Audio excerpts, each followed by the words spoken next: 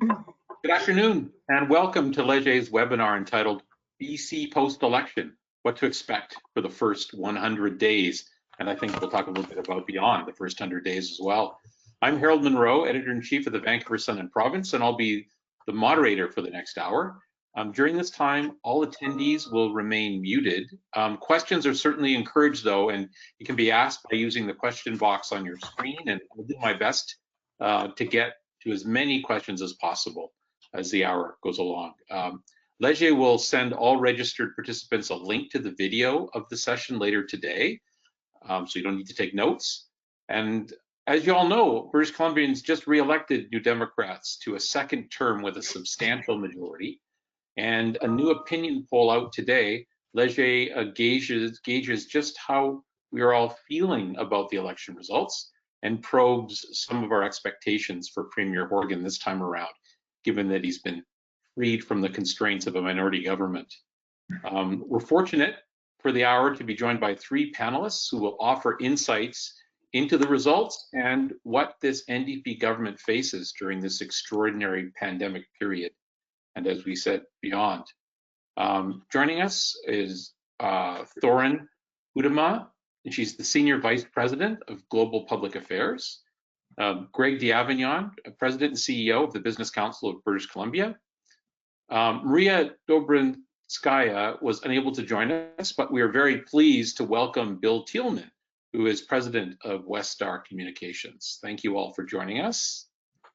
But before we get to our panelists, we're going to hear from Andrew Enns, Executive Vice President at Leger, who will take us through the results of the province-wide survey. So over to you, Andrew. Thanks, Harold, and it was great. Thank you for assisting with this webinar. So we conducted a province-wide survey last week in terms of to determine what British Columbians were thinking with this newly elected NDP government. We conducted 1,000 interviews using our proprietary online panel and to get a good reflection of the population. So just to start off, just to sort of set the stage in terms of the get into the findings, but in terms of the election results, in terms of our result in terms of the election, if you look at the table on the right hand side of your screen, the 2020 British Columbia provincial election, the final results were 48, 34, 15 for the Green and 3% for other parties. We also like to point out, and we're very proud of the accuracy of our polling during the BC election. We're fortunate to have a good partnership with Vancouver Sun. Conducted 3 polls throughout, including our last poll released on the eve of the election on the 23rd of October, which did a good job in terms of predicting the accuracy of the actual final outcome. Which I just like to point out is helpful when we look at these results coming up in the sense that there's some level of confidence you can have when we interpret and discuss these. In terms of, so I wanted to start off with sort of a very couple of broad questions, and then we'll work on down to some specifics. Generally speaking, British Columbians are satisfied with the outcome of the election. The majority NDP government, you see 53% saying they're satisfied, about half, a little less than half, saying 22% saying they're dissatisfied. I think the interesting thing on this result is it does show that the satisfaction with the election result sort of transcends just raw partisan lines. If you recall, the BC Liberal vote was up in the mid-30s, and so clearly there's a segment of even BC Liberal voters that are okay with the result, or at a minimal kind of neutral in terms of how they feel the outcome. Certainly, we're not. That's not always the case. If one doesn't have to look far south of the border to see that there's certainly a much more partisan divide there in terms of the election outcome. We put 2 propositions in terms of statements in front of British Columbians in terms of expectations and how they felt about the election result. We asked, did they agree or disagree that this election outcome was a vote for continuation of the steady, moderate approach of the governing, with no big surprises or significant new policies, which the NDP was doing in its time of the minority government situation prior to the election. and we see pretty strong plurality of respondents. 48% agreed with that statement. 23% were sort of in the neutral, and 21% disagreed. We then put a somewhat contradictory statement in front, or a different statement in front, in terms of the election result and the strong NDP majority means the government can be bold in its thinking and introduce significant new policy changes in British Columbia. We still see a pretty strong plurality agreeing with that. And a sizable 1/4 kind of in the neutral category. You might say that these things are contradictory from my perspective, and I think we'll get into some panel discussion on this. I also do think there's a bit of a short-term, longer-term thinking here in terms of the pandemic being still an influence on voters. It was an influence on voters' views in the election. I think there's still that presence in our research data today. And you see that, I think, reflected in a question that we asked in terms of we presented respondents a list of priorities that some of these we had tested in during the campaign. Some of these were significant campaign issues based on some of the research and some of what people heard on from candidates and in terms of the campaign. But the one thing here that I think is pretty obvious is that the pandemic still is the lens that a lot of British Columbians are viewing government and what their expectations of government are. Pandemic response, the number one, first top priority, the dark shaded bar, followed by economic recovery, obviously related to some of the pandemic disruption that's being experienced in BC and across the country. You've got investing in healthcare, which likely, again, is driven in part because of the strains the pandemic is placing on healthcare. And then even further down, you've got a recovery plan for small and medium businesses is up there in terms of a priority area.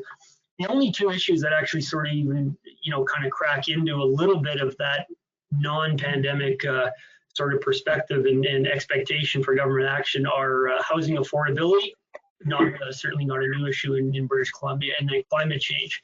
But the pandemic is clearly still something that there's considerable expectations on this newly elected government.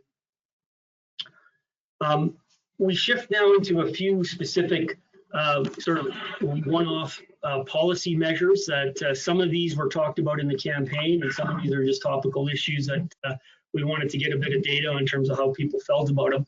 This was a significant promise by the NDP, the one-time benefit to British Columbian families, the COVID-19 benefit, somewhere between $1,000 and $500, depending on income, to British Columbia families. Premier Horgan made this promise during the campaign. And from all counts, looking at some of the media reports, is to some degree having to move some mountains to get it done before Christmas, which I gather was also part of the commitment. And when I look at these results, he's with some probably a good idea that he is pushing hard to get this through as promised. 56% of British Columbians agree this would be a helpful. This benefit will be helpful to British Columbians. A little less than a quarter would disagree. So there's some expectation that this commitment will be followed through by the government. We asked British Columbians how they feel about long-term tax increases. There's certainly there's probably not a jurisdiction in this country that hasn't experienced significant spending, at the same time seeing some revenue loss as businesses close down, and even as some people lose employment. So the concern in BC, I don't have a lot of context for this number, but it's 65% saying they're concerned. It's certainly not something to be trifled with when you're government. With only 13% not concerned. We asked a question about the provision of telehealth as when the pandemic broke out in March. There was a lot of pivoting with respect to how to service and provide service, and in one of the areas we saw this, quite prominently was in the provision of telehealth or virtual healthcare.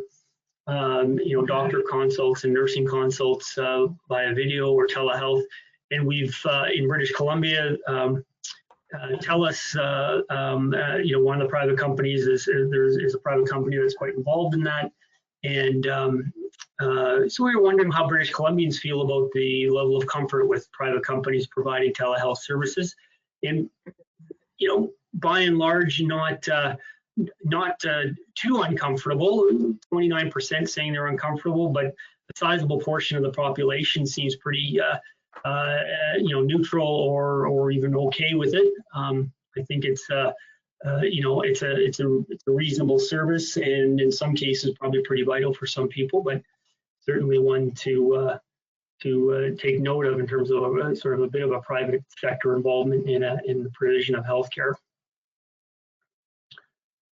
The opioid crisis, we asked a few questions about this during our tracking with the Vancouver Sun during the election campaign, and it's probably an issue that has certainly, I don't think it's abated at all in the province or in the Lower Mainland, but unfortunately due to the pandemic probably hasn't seen as much attention, and will likely be something that the government will need to be looking at. We put in front of British Columbians 4 different approaches to address this crisis that they might consider. Rehabilitation, harm reduction, safe injection sites, decriminalization, or basically, they don't do really anything at all. 40% of British Columbians said they opted that rehabilitation would be the best course for the government, more beds in treatment and recovery centers. 20% suggested increasing harm reduction activities, and 13% suggested decriminalization. So some different options open to the government in terms of where they'll move, and I suspect there'll be some action on this going forward. Our last couple of questions in our survey, we went back to sort of the logistics of the campaign. As many of you in the webinar, those from BC will appreciate that this was an extraordinary election in the sense of the volume of voting by mail. To the point where the final election results weren't available for about a week to 10 days after. There was so much mail that had to be counted. In this poll, we found 40% of people, just about 40% of people voted by mail. Another 29% voted in person, but in advance, at advanced polls. And only 13% voted on election day, which, again, is an interesting, probably unheard of in terms of, a BC election. I suggest with that, what this means is, mail-in ballot, it may not, this was asked, and Harold, you and I know, chatted a bit about this. This was asked, fairly shortly after the campaign. So there's still a large percentage said that they would anticipate using the mail-in ballot approach. That may decline a little bit over the next, by the time we get to voting again in 4 years. But I suspect mail-in ballot is probably going to be a significant feature of election campaigns going forward, which means from BC election standpoint, they need to probably prepare a little for managing that process, in a way that maybe it doesn't take a week to 10 days to sort of tally all the ballots. But certainly it seemed to be a really good choice for people, and I don't think they'll go away from it too quickly. So those are the research questions that we put forward to British Columbia residents to provide a little grist for the mill in terms of what to expect from this government over the early days of its time in office. I'll turn it back to you, Harold. That's terrific, Andrew. Thank you. Plenty, I think, for the panelists to dig into. Can we return, please, to that one of the earlier slides that identified the divide in how people want the NDP to wield its majority? I think it was a 48% support for a moderate approach to governance, sure. 45% favor bold. Okay. So maybe if I start, may I start with Thoren? What do these results tell you about sort of the post-election mood and expectation of voters? Right. And Harold, I'm with you. I think that this is perhaps the most interesting slide out of all of them. 53%, in your earlier slide, Andrew, I think we all had come to expect. And by the way, congratulations to Leger, to you and to Heather Owen for, getting this right on the mark, and also for hosting us today. Really appreciate it. But Harold, on this particular slide, I think that it doesn't necessarily need to be one or the other. I think we need to look at this as a two-part mandate, and Andrew, you alluded to this a little bit earlier. We're right in the middle of a pandemic. I think that this election was a vote of confidence in John Horgan and his government, and in the way John Horgan and his cabinet ministers managed or didn't manage their public health officials. I think people were very comfortable with the role that they allowed Bonnie Henry to play, and people feel comfortable, and I think feel lucky. And anecdotally, I know that many people, in my circle feel very safe. And frankly, that's all that matters right now. And so I think that for the first, let's think about it in year 1 and 2 and year 3 and 4. And so while we look at, the stay the course side of thing, Harold, I think that that's pretty consistent with pandemic management. All we're looking at really is the health and the financial security of people in the province for the next 2 years. And Greg, I know that you've got some views on that you're going to talk about a little bit later on. This is going to take up most of his time. And by the time we get through this, we vaccinate a province, we can guess that this is going to take at least 2 years. However, and I'm sure that Craig Keating, who we've noticed is on the call, would agree when I say that Mr. Horgan is looking for a third mandate, a fourth mandate. And so that means that we've got to move beyond the pandemic in year 3 and year 4. And that means having some policies that are bolder, that are more forward-looking, whether it's in job creation or childcare. But those things take a lot of time. So despite the fact that we're going to just be looking at stay the course, perhaps that may be what it looks like on the surface for the next 2 years. I know that behind the scenes, both politically and in the civil service, there's going to be a lot of work going on to make sure that a bolder vision or maybe bolder activities happen in year 3 and year 4. Okay, thank you. We can't always read the minds of the respondents to know how they interpret a question like bold and significant new policy changes. They obviously mean different things to different people. But Greg, what are your thoughts on this particular slide, these results? Well, unanimity has not been a characteristic of British Columbia on any issue, I think it would be fair to say. But I agree with Thoren, and again, extend my thanks to Leger and the Vancouver Sun for the coverage and the information presented today, but also during the election campaign. There's no question that, in our view, this was a ringing endorsement of the confidence that people had in John Horgan, in Bonnie Henry, in Adrian Dix, and the government, who I experienced it myself almost on a daily basis, working directly with the Premier and others.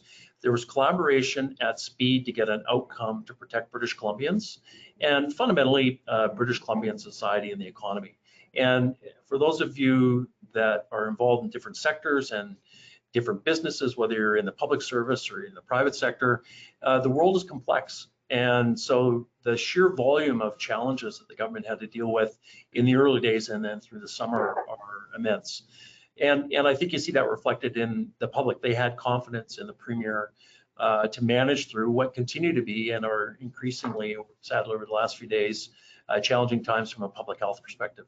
But I think what you're also seeing is that research that we've done and we've seen with Leger and others is that people are worried about the future. Because a lot of the trends that were already in motion leading into the pandemic have accelerated. The acceleration of technology and adoption, we're all living it as we speak, let alone going to the doctor or shopping or dating or learning. We're all doing things that we never thought were possible in the next 10 years, let alone in the next 10 minutes. And the other side of it is that governments around the world, and Canada specifically, are spending at an inordinate level. And so Canada is spending on a per capita basis more than any other jurisdiction in the OECD. And what the disconnect is and we saw it in one of the pieces, is we need these supports. And you can't take issue with a lot of the things that the NDP platform put out, because they're things that are materially needed by different segments of society. But there's a huge price tag for that, and there's very little conversation about how we're going to create the economy to pay for it, because everyone expects somebody else to pay for it. And the reality is BC did a good job. And again, I credit the government. We dined out on the balance sheet of the federal government. $9 billion came into BC in the form of third payments through to September. And it helped a lot of people manage through very uncertain personal economic times. And over the course of time, the CWS is now keeping a lot of businesses that are still underwater above water, but the longer that this second wave continues, there's going to be insolvency. Governments are seeing a $15 to $20 billion deficit in British Columbia, and there's going to be a reckoning around how do we actually create the economic wealth, and that's where I think the bold thinking comes in. It's not bold per se and crazy, it's bold in terms of doubling down on the things that we are good at and where are the opportunities of where the world could be going that we could really seize opportunity given our strengths. And so I think, as Thoren has said, these two slides are not in conflict. In fact, they're segments of time around how we're going to have to move through and think as a province and as a government and as a business community. Bill, if I could ask you, you've observed how various governments have operated at the minority and in majority positions. How difficult is it, or how different, I guess, is it to manage the expectations of a caucus of 57 in this case, as opposed to a minority government? And what challenges might that bring to either a moderate or a bold approach going forward? Well, I think we can say it's a moderately bold or a boldly moderate government, and I think that's what people are looking for. I to some degree, I'm not sure, and I think both my fellow panelists have said it's kind of not an either or situation. So I think that we've seen some bold moves prior to COVID. We've certainly seen a very rapid expansion of childcare, the most childcare increases west of Quebec, probably. We've seen tolls taken off of bridges. We've seen a number of other changes, and Premier Horgan has made a number of significant promises outside of the COVID. But this was a government that was popular pretty much from the beginning. And they didn't depend on their response to COVID to become popular. They were popular before, and they maintained and enhanced that. So I think they go in there very strongly. In terms of the caucus, I have to admit I've laughed at a couple of observers who said, "Oh, this is terrible. The Premier has 57 people now. It'll be really tough for him." Like, are you kidding me? Are you kidding me? They had to deal with Andrew Weaver and Darryl Plecas every day, all day. And Sonia Furstenau and Adam Olsen in a minority government situation. This is a breeze by comparison. And the Premier honestly has a wealth of riches there, an embarrassment of riches to choose from. And if someone gets mad and wants to take their ball and go home, it doesn't defeat the government. Whereas before, for 3.5 years, it did defeat the government. So I think from that perspective, Harold, it's definitely going to be an easier ride. And, they have a lot of really fascinating talent. I'm hesitant to name too many names because the remainder will be mad at me. But I think that when we see the cabinet, which I believe will be early next week, it'll have some very new, fresh faces in it and some people with great experience. Does he have a challenge in rural BC? That's perhaps the only issue that emerged out of the election for him, given his dominance in the Lower Mainland on Vancouver Island. Well, it's better now than it was. I mean, you've got strong members like Nathan Cullen, the former NDP MP up in the north. You've got more seats in the Kootenays. You've got seats in, believe it or not, for those who are coming from outside of BC, you've got seats in Chilliwack, Abbotsford, Richmond, which they never have held before after a general election, as well as a few other spots. So I would still say the Cariboo, the interior, is still a tough nut for them to crack. Prince George, where they used to have seats, no way. But that could change depending on what they do. But I think they have a broader rural and semi-rural base now than they did the last time. Okay. Harold, Sorry, go ahead. I was just going to jump in and add to Bill's comment in terms of the challenge for the Premier. I agree with Bill. 57. It is a bit of riches to not worry about. I think the challenge for him is going to be keeping the 40 plus that are outside of cabinet, keeping them engaged and busy. That to me is always the bigger challenge with big monster majorities. That's where governments can run into problems if they leave the backbenchers out of government on the sidelines with nothing to do. They'll create things to do, which can be a problem for government down the road. And I think that could be something for him to be more mindful of, is engaging them in a constructive way as part of government. And there's successful governments have shown how to do that, and some have shown how not to do it. Mm-hmm. Right. Thank you. A reminder to our viewers, if you have a question for any of the panelists, please use the question box and we'll get to as many as we can. Thanks, panelists. Let's move to the next slide. I think it was the ranking of the priorities, Andrew. It's, as you said, it's no surprise to see pandemic response, economic recovery, healthcare is right there at the top, and then sandwiched in between there is housing affordability, particularly, I think you had told us yesterday, for those in the Lower Mainland and on Vancouver Island, given housing prices.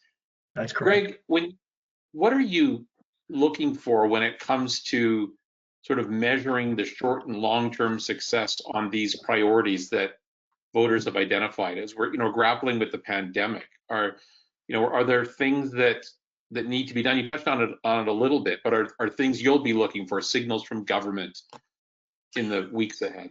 Well, we can get into this later, but I think this is against a backdrop of frankly, a changing electorate that hasn't had a lot of exposure or conversation. It's a slow moon train that's been moving, but we now see millennials and Gen X making up about 60% of the voting public. Whether they exercise their franchise or not is another issue. But it's changed the dynamic around becoming more urban, more, I would say, multicultural, and also a values-based conversation. So Bill and I aren't quite old enough to remember this, but the dialogue in the 1970s was a paradigm of free enterprise versus socialism. And that was a paradigm that existed up until probably about 9 months ago. Well, the reality is that paradigm, I don't believe, exists anymore. You've got a public that has a much more complex matrix around values, interests, regionality, worldview, and you've got a digitally informed populace that now outstrips the baby boomers, but you also have people in their 70s and 80s that have grandkids that worry about things like climate change and how their kids are going to continue to live and work in a fairly expensive province. So back to what we're looking for is that the thing that I'm frankly not surprised at, but most disappointed by with the election, it was a focus on the pandemic as it rightly should have been. But if you look at the platform of the government, there's over 58 by our count spending promises that get baked into the budget. And you can quibble around the edges, but those are all things that the public needs in varying degrees, as I said, in this matrix. But there's very little around how you actually create the wealth and the economy to re-employ people and to get them back into the labor force that is changing dramatically. And also, people forget, if you're spending, it's like a distribution center. Money has to come into government to spend it. You can't keep running $15 or $20 billion deficits in the short term, for sure. That's the reality of the life we live today. But we need to be more purposeful around reconnecting what I think has been a disconnection the last decade of we need to create economic wealth and do it sustainably and against those values and in order to pay for the social programming going forward. That's why we put out our Stronger Tomorrow Starting Today program to infuse ideas for the government, whoever they may be, to think about those bold bets, to double down on things like life sciences, agri-tech, and getting our low carbon exports to market. But that wasn't the narrative during the campaign. It was about really the here and now issues that we've talked about on this panel. Bill, I was a bit disheartened to see Indigenous reconciliation down near the bottom of the list, because I'm sure, as everyone on this panel recognizes, the relationship between the economic health of the province and a more inclusive and robust role for First Nations in that. Is there anything on here that you think that the government can do to maybe emphasize that connection more? Because we know it's a priority for the NDP. Yeah, and this is the only provincial government, Harold, that's passed the UNDRIP legislation, the UN Declaration of the Rights of Indigenous Peoples. I think that we'll see more on that. I think no matter whether the public thinks it's an important issue or not, it is an important issue. We see that right now with lobster fishing in the Atlantic, with First Nations and local fishermen in a very negative way.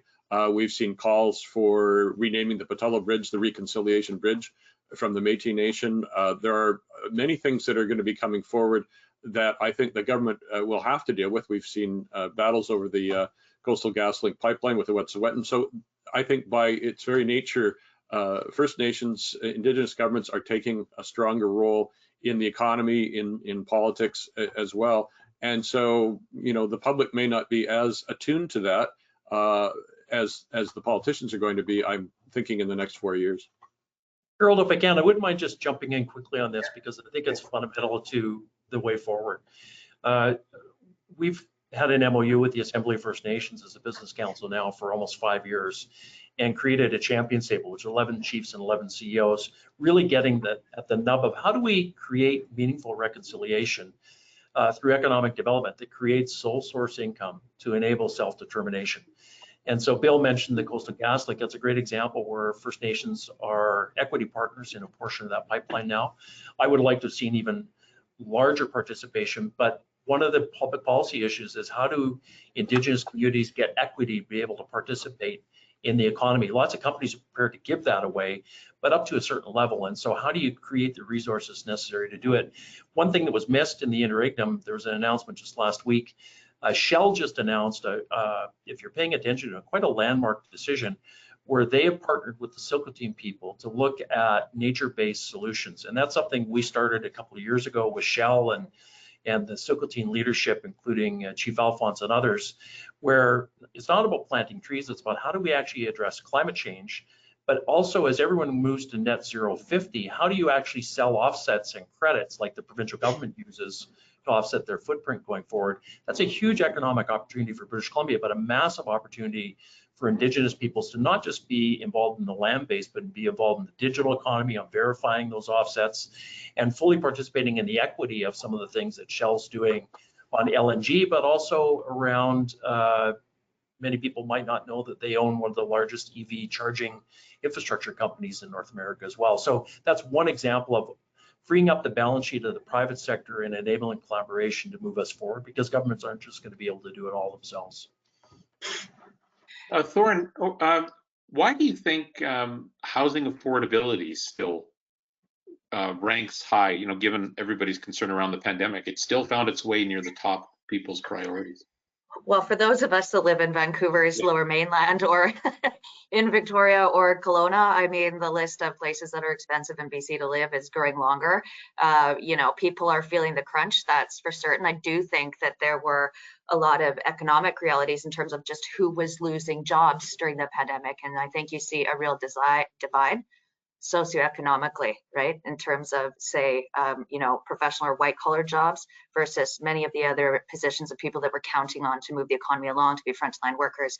Affordability, you know, falls into all of those. It obviously is something that the NDP is going to have to look at in terms of some of those core supporters in urban centers. But, you know, Harold, generally speaking, when we're looking at these priorities, look at the top 3 priorities. I mean, we're essentially looking at, you know, Maslow's hierarchy of needs. We're talking about feeding your family still, keeping a roof over their head, whether it's affordable or not, making sure that people feel safe. And so much of politics, yes, there's lots and lots and lots of very important policy areas to touch on and to dig into. And Bill and Greg, you've just mentioned many of those that members of industry and, you know, many policymakers in government are going to be looking at. But, you know, I'm a political communicator, and so I always look at this from where the general public sits as well. The general public is still very much focused in safety of their families and in pandemic recovery. And I think much to John Horgan's success moving forward and implementing some of these policy areas that are going to be very, very difficult, very complicated, and take a really long time, is he's going to be banking on building his reputation capital and being a good retail politician for some of these other pieces as well, so that he can also implement policy areas that are going to be complicated or even controversial. And I think that it's going to be interesting to see what sort of Premier John Horgan is in terms of a majority premier.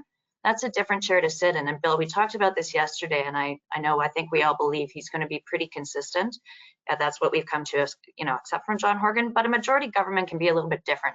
He can make some unpopular decisions, and, you know, like you said, lose a few people. And at this point, it doesn't matter as much as it used to.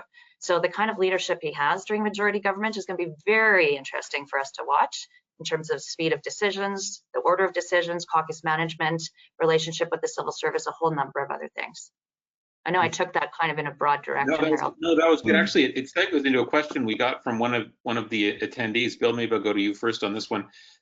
They're asking, I guess, certainly in light of the number of seats the Liberals now hold, and the Greens reduced to 2 seats, and Andrew Wilkinson leaving as party leader, do we have a meaningful opposition in this province? Well, I could be arch on that answer, Harold, but I won't. Nor will I reference any op-eds in the Vancouver Sun this past weekend. But I think the Liberals, BC Liberals, do face a very serious challenge. I mean, they could find only one woman to run in all of Vancouver and Surrey. They do not have the diverse, either diverse MLAs now or the diverse candidates that the NDP did. And I think that they really are at a significant crossroads. I think that Greg made the good point. I think the idea that it was the socialist hordes at the gates, as W.A.C. Bennett used to say in the 60s and early 70s, and then it was the Free Enterprise Coalition.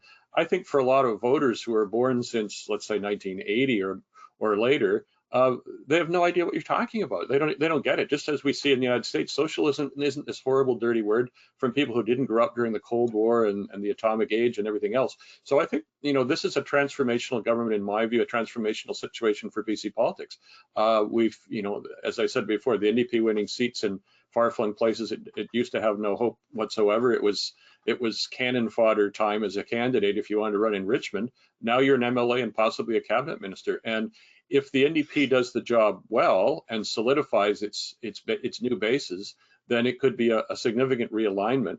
I think in relation to one of Andrew's earlier polling questions, I think Premier Horgan takes a lot of the style and the approach that Gary Dewar did in Manitoba for several years. Very successful Manitoba Premier.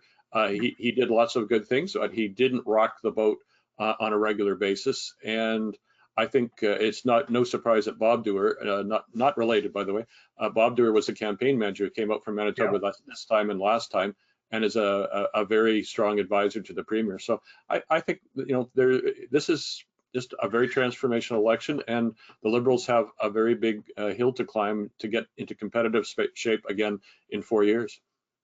Well, for our parliamentary system to work effectively, though, we do need a strong opposition, or at least an effective opposition, regardless of their numbers. Greg, do you have any advice for the Liberals and or the Greens?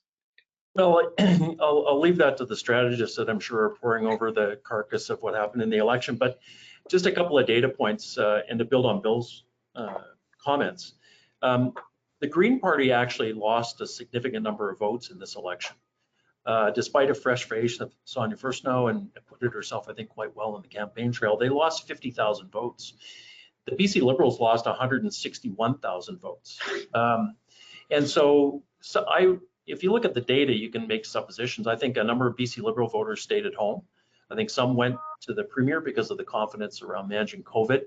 But I think to Bill's point, and I made the comment earlier on demographics, things have changed. And frankly, I think you see Aaron O'Toole doing this nationally, is that the whole notion of left and right and fiscal conservatism and social conservatism doesn't reflect the population. It is more urban, it is more complex, it is more values-based.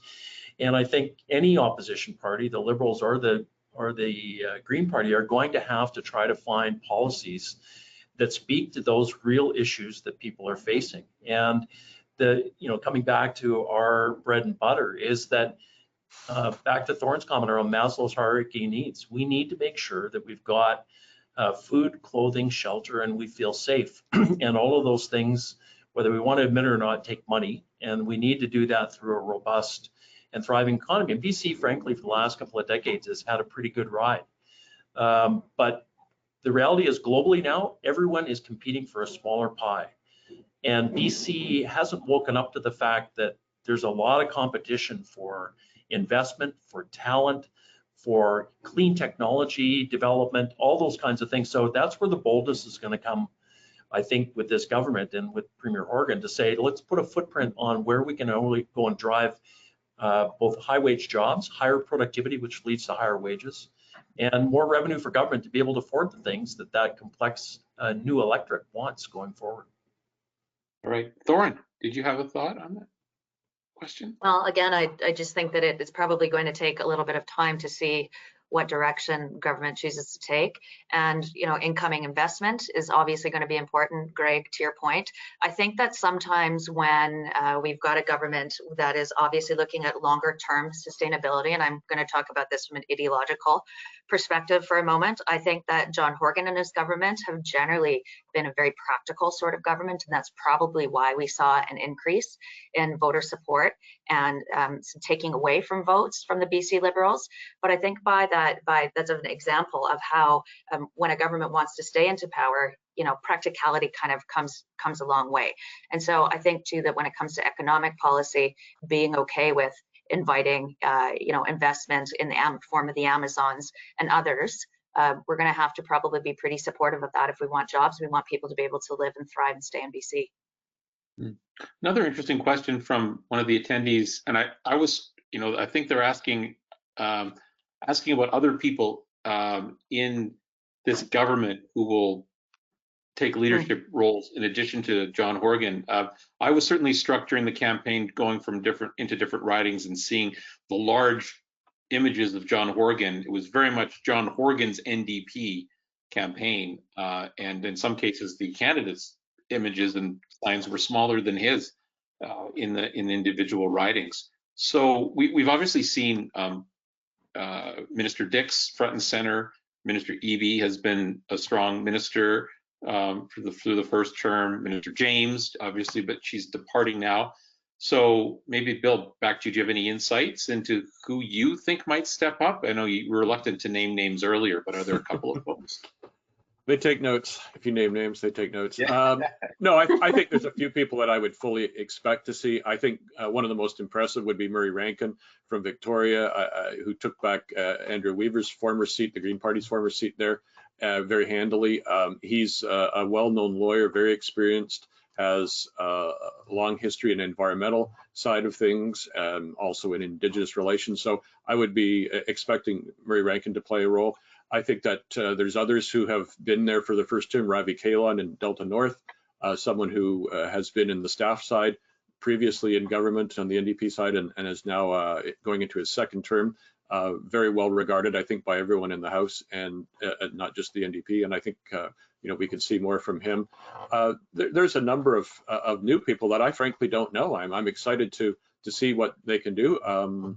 We have people who have significant experience federally, like Nathan Cullen and Finn Donnelly, locally, like Josie Osborne and Tofino and Pan Alexis, I should say, and many others. And I think that it's, to go back to Thoren's point earlier, I think you're going to see a lot of committees, whether they'll be bold on policy or not. I think you'll see more committees, more committee memberships. And we also have to face the facts, as we're seeing with the federal House of Commons. You can't be in the room. Even right now, you cannot. I understand there's some logistical challenges to the swearing in because you can't have all the cabinet ministers in the same room under Bonnie Henry's rules. So we could have a legislature that doesn't really meet in person with everyone there for some time to come. It's just another layer of the challenges. That's an interesting point. Yeah, Thoren, go ahead. Yes. A couple things. First of all, on the virtual piece of it, Bill, from a gender perspective, I'm going to bring that one up. Women at different levels of government have been talking about how legislatures, the House of Commons, need to be more flexible. Virtual participation is obviously one of those things that's going to support people with families, and particularly women in politics. So I just wanted to table that. When we're talking about the number of folks around the table, a very large caucus, a third of them are new. 20 or 21, something like that, are new. And so I think that that's very exciting. I think it's challenging, and I think it presents some opportunities, both within government, generating new ideas, and for those of us who are stakeholders, members in the business community, folks who are trying to deal with government. It means that you're starting with a clean slate in many ways, building your own story, but at the same time, it's going to take some time to educate and bring people up to speed and fairness. It's only fair.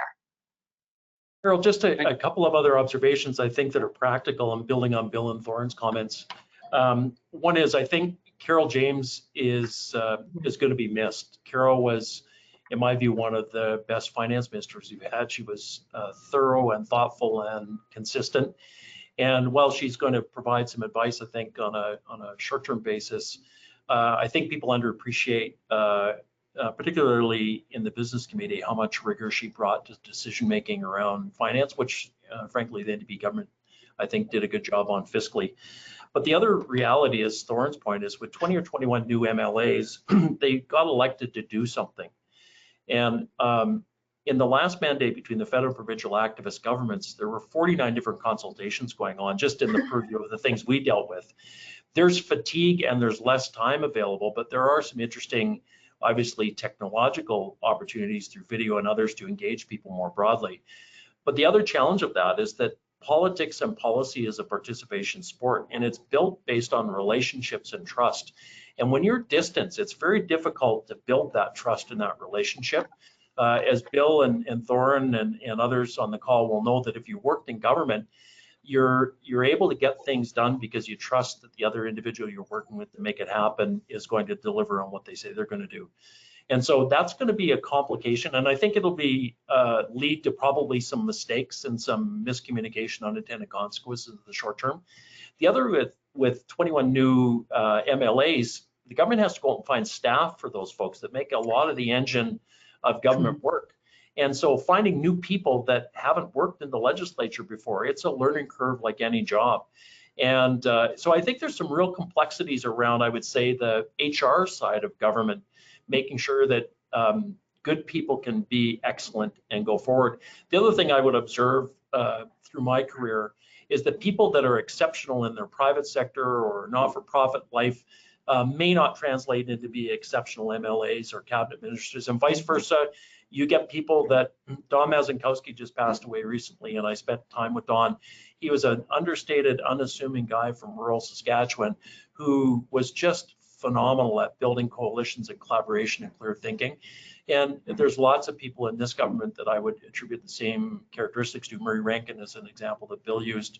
But I think, just learning the job and whether or not the translation of outside of government into inside government translates isn't always the case. And people always surprise you on the upside in terms of the quality of contribution they make in public service. So.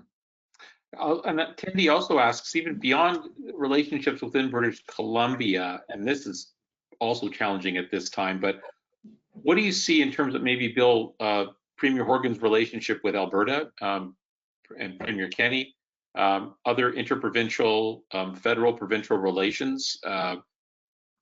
Is there work to be done there? How do we move forward, particularly on energy and I guess some of the other major issues? Yeah, I think the biggest impediment to relations with Alberta and with Jason Kenney was the clearly the pipeline issue, and that's pretty much been resolved now. The toolbox is empty for stopping it. So I think we'll see more working with Alberta. I think there are a number of commonalities that are there despite the significant partisan difference. And I think Premier Horgan is extremely gregarious, as you probably all know by now. His first Premier's meeting, he made friends with Jason Kenney even while the pipeline issue was still in front of them. And I think he'll play a significant role, even though we may not see the Premiers and the Prime Minister all meeting in the same place at the same time for another year or two. These Zoom conference, Premiers Conference, or First Ministers Conference, I guess. But I think, one of the things that stands out, I think, is also that just about every Premier has had some kind of a COVID bump. And even though in places like Quebec, where, they've had a pretty terrible time, in Ontario, but Premier Legault, Premier Ford have actually been increasingly popular. And pretty clearly that's something that will possibly be a factor in the federal provincial relations as we go forward. Whether that kind of bump continues after we have a vaccine and after we seem to see the welcome end of the COVID-19 pandemic, we'll see what happens then. Thoren, how do you see relations going forward? Well, I think, I tend to look at the federal piece as well, because I've spent so much in time in Ottawa and with this particular government. Premier Horgan really is the premier that is most closely aligned to Justin Trudeau. He's been that way for some time. That is not going to change. While we do have some other Liberal provincial governments in the country, they don't present the same sort of population base and voter base that we have here in British Columbia. So I think that's going to be really important. Relationships is something obviously Premier Horgan is very good at. He's built some strong ones in Ottawa. I was having the conversation earlier this morning with somebody to say, where else are those other sorts of relationships that exist perhaps with some of these new members? It will be interesting too, because you've got 3 former federal MPs sitting in caucus. And I think that federal provincial stuff is going to be even more important as we move forward.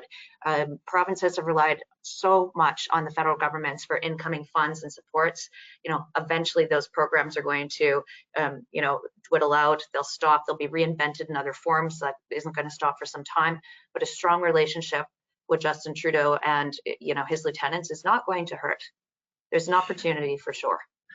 It's interesting how it's kind of interesting how you mentioned Justin Trudeau and Horgan, and Jagmeet Singh doesn't come up in the conversation at all. And you've got a couple of his MPs. I mean, is he just the guy knocking on the door on the outside trying to get in? It's pretty interesting. You'd think he'd be pretty happy with a whopping NDP provincial majority here in a pretty important province for him, but it doesn't sound like it. Harold, I'd make 2 points just to build on Thoren Bill's comments that I think are really important. There's no question that Justin Trudeau and the Premier are aligned around their thinking. But let's make no mistake, the politics of Canada are in Ontario and Quebec. And there's a dearth of voices coming out of the West. And that's, I think, a pivot back to the question you asked of Bill. I've spoken to the Premier and spoken to Jason Kenney. They do get along. We had an economic summit last year before COVID, and the Premier was joking about the fact that Jason had jilted him because they had dinner and breakfast and lunch together, and then Premier Kenney went and sat with somebody else at a First Ministers meeting, and he said, "What? Come on, I thought we were getting along well." So, but in that context, to Bill's point, TMX had been a divisive point, but work we've done, the biggest trading partner for Alberta and the biggest trading partner for BC are each other. We actually, people be surprised, we ship almost as much energy to Alberta as Alberta does to us. But TMX is moving forward right now. There's thousands of people working on that line.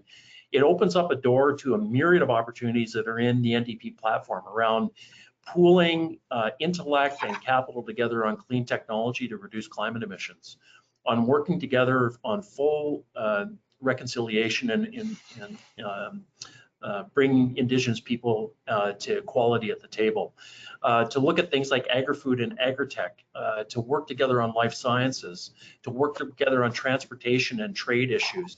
And working as a bloc, I think that could even be more politically valuable for Western Canada and for British Columbia specifically, to get Ottawa's attention to invest and to support the kinds of things we're going to need, including rapid reskilling of people that are going to be displaced because of insolvencies or changing nature of the economy into jobs that are going to be meaningful at higher wages.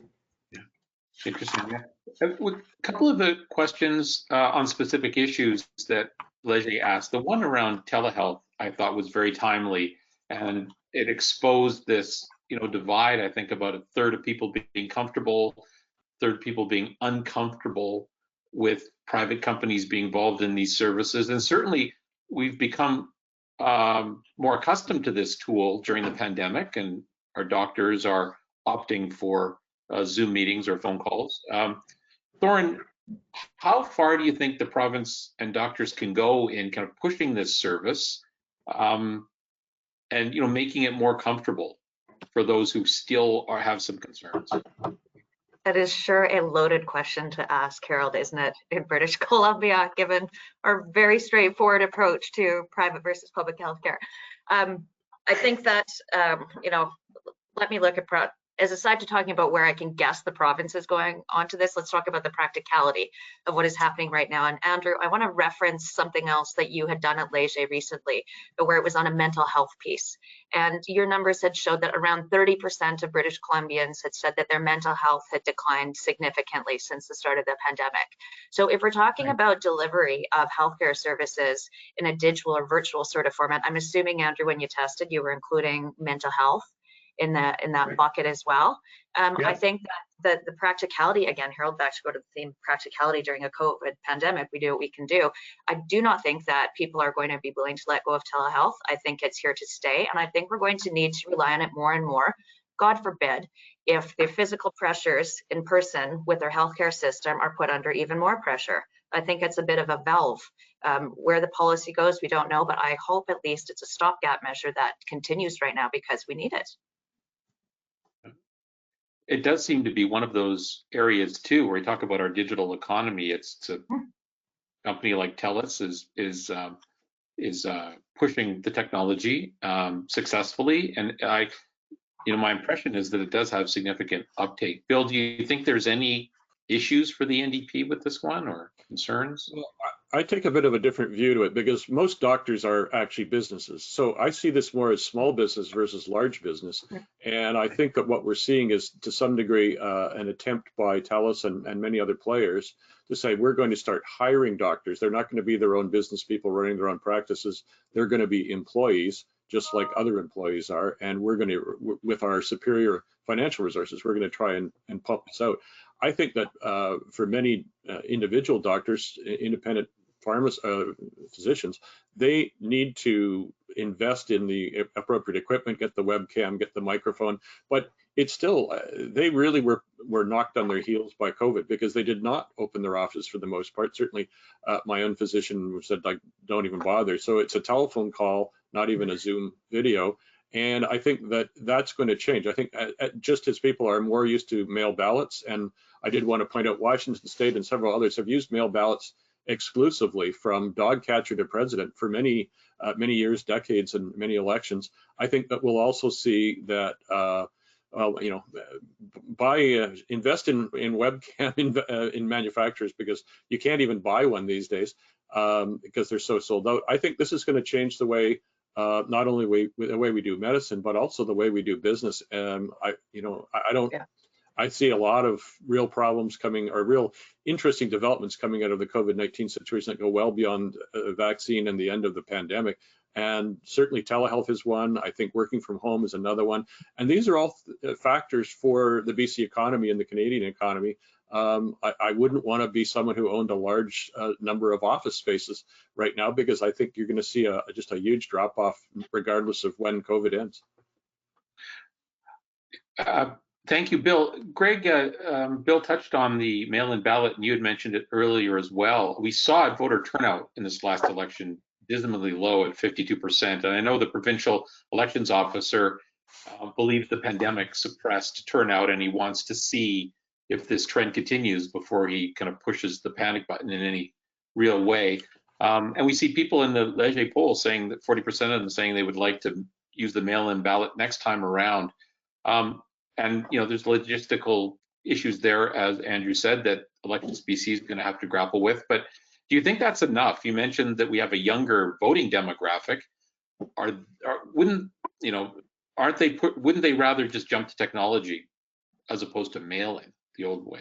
Yeah, I agree, and obviously not knowing all the inner workings of Elections BC, but the digital generation of those two cohorts of Gen X and millennials I talked about grew up, and they've traded away largely privacy for convenience. And I've got two boys in their very early 20s. They don't know what a mailbox looks like.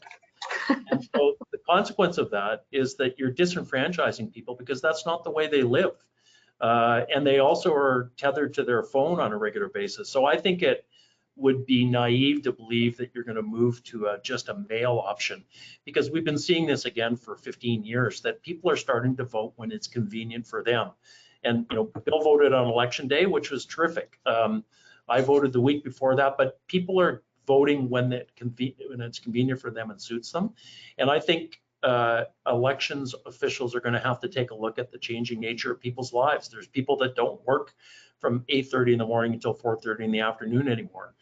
They've got other obligations. They've got aging parents. They've got complexities in their life, and they've got travel time and congestion. So I think the jump right to technology that's safe and secure is fine. But I think that also permeates into the previous conversation, whether it's healthcare, whether it's the way we live and work. Those are those rapid things that were already in play before the pandemic took place that are only going to accelerate. And the question for governments is, they're behind on the issues of privacy, as an example. The public's already well out in front on healthcare. And we always think about healthcare through the lens of the interaction with our physician. But the digital health revolution is actually happening under the surface as well. There's some work in the digital supercluster recently around using AI to pick up anomalies in lung x-rays that actually are saving lives, not just because of COVID, but other respiratory diseases and cancers. There was a digital common setup between Washington State and BC in the middle of the pandemic that's actually going to start to get to a point where we're curing cancer. So that's all around AI, machine learning, and harvesting data in meaningful ways. And I think government should be now thinking about how do we do that in a way that protects the public, but also recognizes the public wants that kind of environment moving forward. That opens up a huge opportunity for new companies. Thanks, Greg. So we're right up against time, but I don't want to say goodbye until we give each of the panelists a chance for one final thought. And keep it brief. Just on, something that you're looking for over the next 100 days or the first few months of this new government. Thoren? Sorry. Okay. Well, we're all excited about when the new cabinet will be appointed. Obviously, the premier's not been in a real hurry about that. I am looking towards seeing if there are policy areas that come out as a result of COVID that might be expected, something like childcare, for example, but something that was talked about quite a lot in the election and is going to be a real necessity in terms of providing a foundation to get us through the pandemic, but also through those next, year 3 and 4, things like that. Let's see what he opens up that's going to be longer term. Right. Okay, Greg? Well, 100 days from the election actually would have been almost within a week of when the budget traditionally is tabled. And the budget's going to send a significant signal. We're going to have likely $15 to $20 billion deficit this year on about 6.7% decline in our economy. And those are just numbers, but we haven't seen anything like this in our lifetime. And it's going to take probably 3 to 5 years to get out of that hole. And it's going to impact people, it's going to impact businesses, and it's going to impact people's livelihood. And the context of that is the government's going to have to think about what they do in 2021 to set up the opportunity to get out of that hole for 2022 and 2023. And they're going to have to look at taxes, they're going to have to look at regulations, they're going to have to look at the things that create economic wealth to pay for the very things that Thoren talked about, like childcare, that is a necessity around working families trying to engage in the economy and in a quality of life. Right. Bill, final word to you. Yeah, thank you for this panel and for everyone attending. I think that we will see a lot from the cabinet, which of course couldn't be appointed until Elections BC finishes the final recounts on West Vancouver Sea to Sky. But I think that what will be more interesting to me will be see what else is done in terms of managing our province, governing our province through an enhanced committee structure, perhaps through using digital means to govern, and what it does also in terms of what Greg's raised, what the government does to address the fact that we are in a deep hole. And we've seen in past economies and after the 2008 crash, we can have a very rapid recovery when the fundamental issues are resolved, which we're hoping with the vaccines we're hearing about currently that will be the case. So I think the government has a huge challenge and a huge opportunity to show how it can really govern not just on the healthcare side, but on the economic side in the days ahead. All right. Well, thanks again. Thanks to Thoren Hudyma, the Senior Vice President of Global Public Affairs, to Greg D'Avignon, President CEO of the BC Business Council BC, and to Bill Tieleman, President of Westar Communications, and to Andrew and to Leger for providing the poll results that made for such a thoughtful discussion that flew right by. And of course, to all of you for joining us. Two final things. The survey results that Andrew shared today will be posted on Leger's website, and you'll be able to download them. And if we didn't get to your question, I'm sorry, but please feel free to reach out to the participants to ask directly. And again, thanks to everyone, and enjoy the rest of your day. Bye for now. Thanks for moderating. Thanks for moderating. Great job.